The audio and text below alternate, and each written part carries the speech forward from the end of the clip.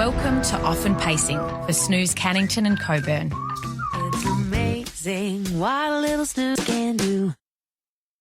Very good morning. Welcome along to Often Pacing on this King's birthday holiday. We head into the Pinjarra 4-year-old Classic today at the Paceway. Also Gloucester Park tomorrow. We've got 9 of the best today and 8 of the best tomorrow. Looking forward to what is going to transpire in the 4-year-old event today, but we need to have a look at the racing that was. We need horses to follow. Winners today, and Dylan Edgerton-Green will also be joining us as he previews his next 2 days of runners in at WA. Oli County joins us week in, week out, and he joins us again today. Very good morning, Oli. Morning, Matt. Yeah, it was a fantastic night of racing there on Friday. As you mentioned, with the Golden Slipper, we saw a really impressive winner in DMAC, didn't we? It was a pretty easy winner in the end after finding the front and leading all the way over Wake Up Jeff, who you gave a good push for on the preview in the morning. Yeah, I was very happy with Jeff running into second place. I thought DMAC was, once the barrier draw came out, he looked like he was probably the winner on paper, and he was able to get there and win well. Last half in 55 and change. Speaking about some of the runs in that race, Wake Up Jeff had that beautiful run, was able to come through in for second. Ideal Beach went to the line looking for a run. I thought Better Move Matty was really good. On Stealthy was outstanding. And El Maestro was a much better run. Those top 5 or so, they were fantastic, don't you think? Yeah, definitely. And even Ideal Beach as well. He didn't have a lot of luck when held up at a crucial stage. So certainly it looks a very strong year for the 2-year-old boys. And I think there's going to be a few different winners depending on barrier draws in the upcoming features this year and also next year as a 3-year-old. Magnificent Storm took out the past President's Cup. Had to work pretty hard in the lead time. Did you suspect that there was going to be a little bit happening in the early stages and he would have to work that hard? And did you have any concerns once he found the top that he could be beaten, or was it just smooth sailing in your opinion? I really didn't think he'd have to do that much work in the early stages. I thought he'd be able to probably work across pretty easily and they'd probably run a 36-something lead time, but 35.5, he's flying early and he was really forced to work hard. And He's the Sport moved up quite strongly at one point, but in the end, Magnificent Storm just did it all fairly easily and he pulled away for a really impressive win. I thought the run of Swingband was quite good in that race, who was in that early speed battle. He burned across to the lead and was able to hand up to Magnificent Storm, and he secured a good run in the end on the leader's back, but he was able to battle away for third, and he's always been a horse with a lot of ability, and he just has obviously just had a few issues over the time, and he seems to be back and he seems to be somewhere near his best, so it'd be fantastic to see him go around in that WA Pacing Cup coming up later this year and onwards and upwards from there. Yeah, never-ending return in that race, and I think a lot of people were just happy to see Never-ending come back and run through the line strongly, so he hit the line really well. It looks like that'll just top him up nicely for his next run. We've got horses to follow. We need yours from Friday night. Yeah, my first horse to follow was out of that first race. I thought Sweet Lucifer was terrific. It did look a race where he might be able to work to the front, but Star Lily, she showed good gate speed and was able to lead, and I thought she was a good run as well. But Sweet Lucifer was forced to sit without cover, which probably previously hasn't been his go. He's probably been more known as a horse that's really fast or a horse that's able to lead and win, but he showed versatility there on Friday. He sat without cover, was a really good effort. It was only beaten 3.2 metres, and they ran pretty decent time, 1:55.9. So certainly he's got good gate speed. I think if he can lead in a race very soon, he's going to be hard to beat no matter what field he comes up against. My next horse to follow is out of the third race, and that was Soho Moonraker. This horse just hasn't had much luck in recent starts. He's been held up in a few of his recent races, and that was the case again on Friday. Just he can't get any luck. He secured a good run and just couldn't get a crack at them late. So I think he's certainly racing well. He's a horse with excellent gate speed, and when he's able to draw a barrier or have a race run to suit, I certainly think he's one that's going to be right in the finish. And out of race 7, I was quite taken by the run of Franco Mecca. He was off the front mark there and he stepped okay. He was shuffled back 3 back on the pegs, and he secured a good run after that, but he looked like he was travelling quite nicely, turning for home, and he was held up at one stage. So given he's likely to keep drawing that front mark, I think he's one in these stand starts that can certainly run a place very soon or even be a bit of a surprise winner. So keen to keep following Sweet Lucifer, Soho Moonraker and Franco Mecca out of Friday. What were your horses to follow, Matt? I like the way that Something Certain hit the line in the first race. I think that the heart of it, I was very taken by Sweet Lucifer's performance too after doing all that work. I agree with you wholeheartedly there. But I just thought Something Certain, for a horse who only won one race, he's showing a lot of ability, and look, he's had his fair share of issues in terms of gate-wise and wanting to break at certain stages, but he was a good win 2 starts ago in Maiden Company, and then to step up in grade and hit the line the way he did on Friday night, I thought that it's really encouraging. He seems to be pacing a lot better in his last couple of starts, and I think the fact that he's able to drop back so far, when we see him race again, I expect him to be back into the winners list very soon. Something Certain. I like the way Who's the Dad's been going. He's just sort of been flying under the radar, and I thought he was a good effort on Friday night. Don't think he's too far off of being able to run some pretty good races. And State My Case in the last is a horse who's also eligible for a lot easier. She races tomorrow at Gloucester Park from Barrier 8. I don't really like her that much from the draw tomorrow, but I do think going forward, State My Case is ready to win a race. So those are the ones for me to follow out of Friday night. We've got Something Certain, Who's the Dad, and also State My Case. Pinjarra today, 9 races. First race getting underway just after midday on this public holiday, and expecting a good crowd on course today at Pinjarra for the 4-year-old classic. Today's meeting sponsored by Alcoa. Where do we find your best bets as Tab Touch Fixed Odds is available on all races today, Ollie? What's your best 3 for the day? My first one was in race 7, and it's in the 4-year-old classic, which I think is a fantastic race. Looks like it's going to be really competitive. I was happy to go with Wave Rider, who I think is going to get a really good run on the back of Just Call Me Mickey. I thought Just Call Me Mickey was a solid run there first up, but maybe needed the run, and he might need the run potentially here in this race again. I'm assuming he's targeting that big nugget race, which most of these would be in this race, and he should be able to lead, and I think that's going to give a great run to Wave Rider, who was just forced to do a lot of work in that last start, and he ended up fading into 5th, but it was still a fairly solid effort, and he was only second up from a spell there. Comes into this race 3rd up. Jack Callaghan jumps on. I think he can hold the leaders back and potentially take the last shot up the sprint lane. He's going to be really hard to hold out there, so I'm keen to play him 1 by 3. And then the next bet I had was in race 8, and I was really keen on the chances of Jamie Kim to run a place. He's a horse with very good gate speed and should be able to zip off the gate, and then I think potentially take a sit on Dream Control, who was so impressive there last start, running quite good time at Pinjarra. I think Dream Control will be really hard to beat again in this race. Looks a similar type of race, and that'll give a great run to Jamie Kim, who can just follow it all the way and potentially hang on for a placing after not having the best of luck in recent starts. Was badly held up at Gloucester Park when securing a similar run to the one I think he's going to get in this race. So I certainly think he's racing well enough, and with that right run, he's a really good place price. And then for me in the last race, for giving a horse that I thought was a bit disappointing last start in Down by the Avenue, I just think he's going to be a better horse when able to find something to follow in the race, whether that's on the pegs or in the running line somewhere. I think Down by the Avenue can be running into this race late. He certainly had every chance there last start, but I think he's a much better horse than that, and with something to follow, he's going to be really hard to beat. So my 3 for today were race 7, Wave Rider, 1 by 3, race 8, Jamie Kim, a place, and race 9, Down by the Avenue. What were your bets today, Matt? I'm with you with Wave Rider in race 7. I think the $6, $1.50 is something that you can play to your favour, load up the place so you get something out of the place, and if he does win, it's a really good result. So, yeah, I was keen on Wave Rider to really give a scare to Just Call Me Mickey. Is obviously going to be the one to beat in the event, but, yeah, I'm happy to be with Wave Rider.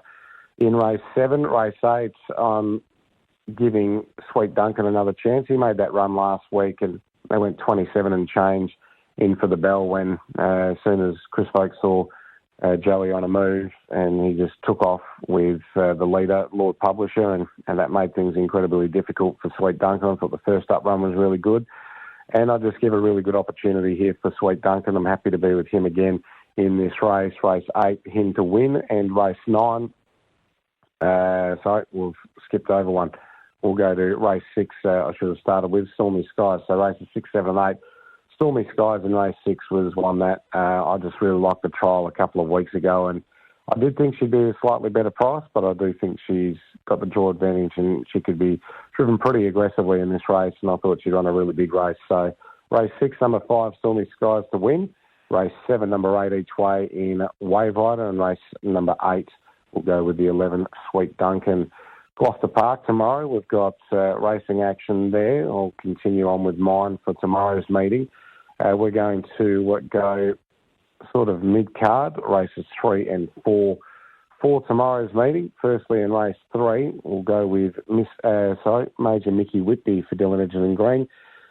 Like this horse, and I think he can be driven pretty assertively off the arm here. Rumble Strip and Runkle Crunch drawn to his outside, who are both showing good ability. Captain's Creek drawn his inside, but he's got good gate speed. He seems to be very versatile. He's a horse that I've got a lot of time for, Major Mickey Whitby, so I was happy to be with him in race 3. And in race 4, I was with Burley Shard. I thought Burley Shard could run a pretty decent race here. Can be driven forward, can do a little bit of work, and I think this is the right sort of grade to see Burley Shard get back to his better form than this. So race 3, number 7, Major Mickey Whitby, and race 4, number 7, Burley Shard were my 2 for tomorrow. What are your 2 for tomorrow, Ollie? I'm going to make us wait until later in the card tomorrow, and I thought this Trotters race looked a really good match race, but in race 7. But I'm happy to be with Older Baron Boyd, who gets the barrier draw advantage in this race. He was too good last start from the stand start for Majestic Gaga, but did have that big handicap advantage.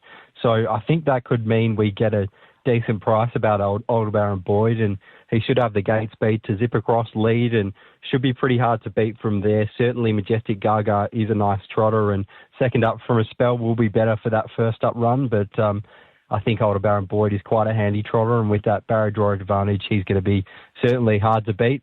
And then in race 8, I thought this race just looked a race for Opal Hunter to win again. He was really impressive there last start, but I'm happy to be with Courage of Lombo, the place, who I think could be able to get across to the inside and over the 1700 is going to be really hard to beat for the placings, and was a really solid effort there last start. So coming to this race 4th up, I think Courage of Lombo will be nearly spot on, getting a great run leaders back. I think should be thereabouts the placing. So my 2 for tomorrow were race 7, Old Baron Boyd, and race 8, Courage of Lombo to place. Fantastic, Ollie. Good luck and good punting over the next 2 days. Hopefully some winners there, and we'll chat again to you next week. Enjoy the public holiday off. Sounds good. You too, Matt. Thanks. There we have Ollie County joining us. We're going to take a short break. Dylan Edgerton-Green the other side. You are listening to Often Pacing for Lane Twitch's Snooze in Cannington and Coburn. Amazing what a little snooze can do. Welcome back to Often Pacing. Dylan Edgerton-Green's got some good runners in today and tomorrow, and he joins us now. Good morning, Dill. Yeah, good morning, Matt. How are we? Very good. Thank you for your time this morning. And we jump straight in race 3, the debutant Edgy's Girl, who is locally bred, and the family involved here with Tiny Tim and also your father Kevin, as well as Cole Smith. So they've bred this horse, owned this horse. She trolled up pretty well. Do you give her a good chance on debut? Yeah, she said it went pretty good. Probably exceeded a little bit of expectations first up in the trial with how sort of well she found the line. So, I was happy with that, and she seems to have trained on not too bad. So, yeah, nice little draw first up there, just to hopefully follow out one that looks like it should be trying to run a bit of a race. And, we'll just see how we go. But, pretty happy heading into this. Did she impress you a bit in the way that she sprinted in trials, or was she always showing a little bit of something behind the scenes? No, showing absolutely no sprint sort of over a final 200 metres at home, and in her trial, she sort of really wanted to do it. So, yeah, hopefully she can continue to do that and the penny drops a little bit into what the racing game's all about. Race number 6, you've got Grand Coteau, who was a Metro winner last start when able to lead. She was a nice effort 2 starts ago when you had to change course a few times, and she got through the line well in a quick last quarter. Do you see her having the versatility to be able to win this race from barrier 6? Yeah, she's been running some good last quarters, and sort of last start she sort of walked around early last start and, dashed home quite good on probably a slower sort of night. And start before that being folded away on the fence at Pinjarra, got home in a good tick. So looks to be plenty of speed on early in this. Probably don't look like we'll be getting involved in anything early. And, it looks hopefully like we can get home very good. And being Pinjarra, you usually get an opportunity to make the ground that you can late. So that's sort of how it looks on paper, and hopefully it eventuates that way. Lightning Banner's been racing really well since he's come back. He's got a horror draw today. Things just look like you just need a little bit of chaos up front to really bring you into it. Yeah, he's going to have to rely on luck in this. Hopefully a few egos of horses get in the way and everyone sort of has a bit of a crack, and, that could sort of leave him very, very, very well at the end. But, it sort of looks pretty tricky from the draw, obviously with quality throughout this whole field. So I'm not writing him off because he is racing probably career best, but I don't think there'll be much that he can do unless he relies on a bit of luck, to be fair. And 3 runners in the last, Stella de Liziosa, Miss Vincenza and Lazarus Star. Lazarus Star was a good run last start. You take the drive on this pacer. Is he the best of the 3 chances for you in the last? He's probably the hardest to drive, and I probably should have palmed that off to someone else. He's a little bit on the wild side, so I just probably wouldn't put anyone else through it. So he raced really good last start. He sort of probably got the luck as well. So he'll need a little bit of luck to go his way in here, but not writing off the other 2 either. They're obviously fillies taking on some of the boys. Stella de Liziosa was really unlucky, and if she can sort of get a bit of luck from that draw, I couldn't see why she couldn't be winning. And Miss Vincenza, she's just knocking on the door to get a nice run, so she should be hopefully in the money too. But there's a few probably other chances other than us that probably look harder to beat. But if we get the right run, hopefully one of them's winning. Race 2 tomorrow at Gloucester Park. You're driving Leonarca, who was very close to breaking through last start. This one for Gary Sayers. She's got the good draw with this 2-year-old maiden. What can you tell us about Leonarca? Does she give you a nice feel? Yeah, she's sort of learning what it's all about still. Very off and on throughout the run, and Gary's just got a small team of horses which he does a really good job with, and this one's still learning. So I can see her actually winning the race if she puts it all together. So I think she'll go really well. She was really good last start. Just got a little bit lost at vital stages. So good draw. Gary does a good job, and I think she should be right in the top 3 if she's not winning. Major Mickey Whitby's been racing against some of the better ones. It's a pretty good field considering it's a Tuesday, but he seems to have a few strings to his bow. Do you think Major Mickey Whitby can win tomorrow? I like the horse. He's been working quite well. Not often that Aidan would probably admit to pulling the wrong rein in a race, but he done it twice when he drove him.